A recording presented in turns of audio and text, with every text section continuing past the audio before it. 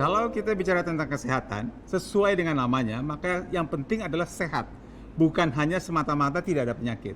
Jadi yang kita sebut sebagai kesehatan itu dulu bagaimana, yang kita sebut sebagai kesehatan itu adalah bagaimana orang bisa tetap hidup sehat dan produktif, baik secara fisik maupun secara mental. Bukan hanya tidak sakit, begitu ya. Karena itulah makanya namanya Kementerian Kesehatan tetap menjaga kesehatan. Makanya namanya program kesehatan adalah bagaimana kita semua tetap sehat, bukan hanya tidak sakit. Itu poin yang penting tentang aspek kesehatan. Kemudian saya ingin sampaikan sedikit apa bedanya antara gejala dengan penyakit, begitu ya. Penyakit adalah sesuatu penyakit yang sudah jelas penyebabnya atau sudah jelas faktor risikonya, sakit A, sakit B, sakit C, sebabnya ini. Tetapi katakanlah misalnya saja karena sekarang sedang banyak dibicarakan tentang COVID itu bisa saja keluhannya demam, begitu ya. Tapi denggi atau demam berdarah bisa juga keluhannya demam. Malaria bisa juga keluhannya demam. Demam itu adalah gejalanya. Sementara penyakit penyebab demam bisa COVID, bisa demam berdarah, bisa malaria, bisa macam-macam. Nah, obatnya juga berbeda. Obat yang kita berikan untuk mengatasi gejala itu hanya mengatasi gejalanya saja, tidak mengatasi penyakit penyebabnya. Jadi kalau kita mau mengobati, memang ada dua. Satu, obat untuk mengatasi gejalanya. Kalau orang demam dikasih obat penurun panas misalnya. Kalau batuk dikasih obat untuk menghilangkan batuk.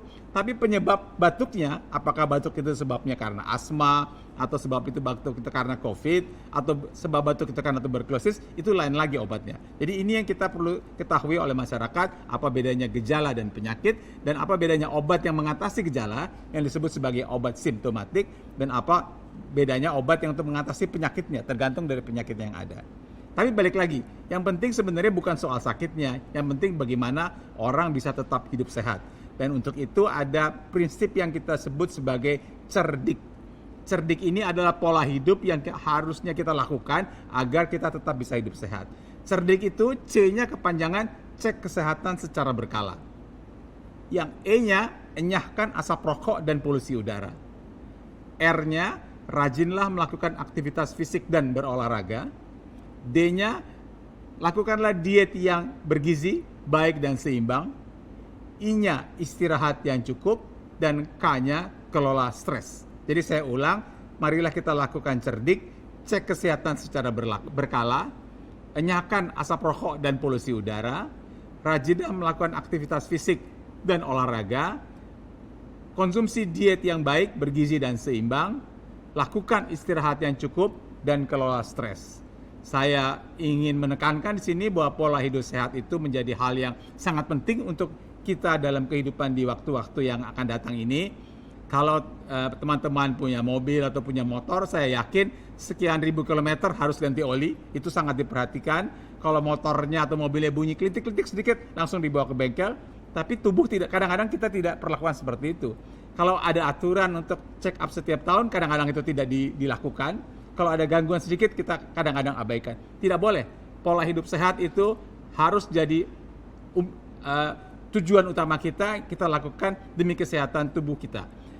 Kita tahu bahwa health is not everything, but without health everything is nothing. Karena itu, marilah kita jaga pola hidup sehat ini. Akhirnya saya ingin menyampaikan bahwa membangun kesehatan itu jangan hanya diartikan sebagai membangun rumah sakit saja atau menyediakan alat-alat yang canggih saja. Memang membangun rumah sakit, menyediakan alat yang canggih untuk pengobatan orang yang sakit itu hal yang penting. Tetapi kesehatan itu adalah seluruh spektrum. Bagaimana orang itu tetap hidup sehat, bagaimana orang itu bisa bersosialisasi, bagaimana orang itu bisa berolahraga, melakukan aktivitas fisik dan sebagainya. Jadi sekali lagi, pembangunan kesehatan itu bermula dari awal, bermula dari sarana olahraga, sarana taman di mana masyarakat bisa berinteraksi, sarana transportasi yang baik, sarana yang tidak menimbulkan polusi udara, sarana kehidupan yang baik, dan tentu juga sarana pelayanan kesehatan di puskesmas dan rumah sakit. Harus dibangun semuanya dalam bentuk satu spektrum yang lengkap untuk mengatakan kita membangun kesehatan bangsa kita ini. Demikianlah yang saya bisa sampaikan. Saya Profesor Chandra Yoga Aditama. Saya sudah sampaikan tentang berbagai aspek kesehatan masyarakat. Semoga bermanfaat untuk kita semua. Terima kasih.